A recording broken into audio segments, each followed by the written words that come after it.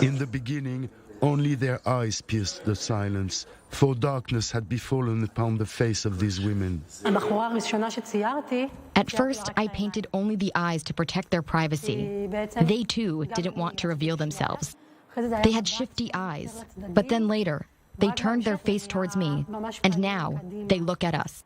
Eteitu, Demano, Airus, 9 portraits, 9 women who would rather have stayed away from the limelight, part of a group of 44 Ethiopian girls aged 14 to 20 who 10 years ago were abducted by traffickers from their homeland, sold and forced to slavery in the Sinai desert, tortured, ransomed, and abandoned on the border between Egypt and Israel.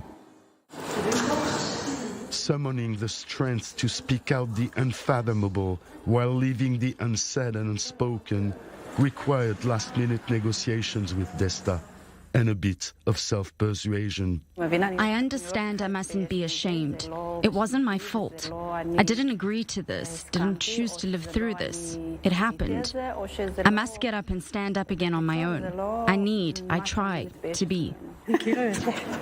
Collecting testimonies of victims of human trafficking and slavery comes also at a price for Naama, a social worker and activist. We had to prove that deportation to Ethiopia is tantamount to a death sentence. So I sat with each of them and asked all kinds of questions that I shouldn't ask. And I listened and wrote their stories the best way I could. Horrific things from the darkest cellars of humanity, really hard and shattering stuff.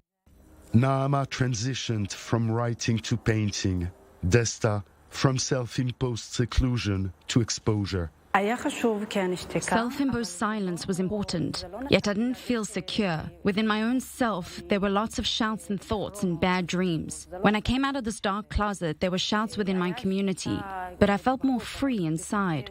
I felt the need to get it out and to raise awareness.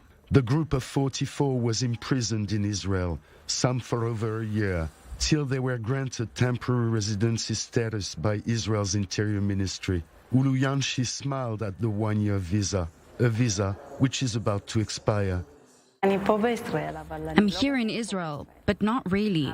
I don't know for how long. On December 8th, the hotline for refugees and migrants in Israel will appear in the Appeals Tribunal and request that the group be granted permanent humanitarian status. For me, the meaning of contemporary art means involvement in the day-to-day life of the neighborhood and impact on the existing reality. The fact that the gallery is established in the southern Tel Aviv neighborhood, an area rife with trafficking, points the way to raising awareness to these human issues.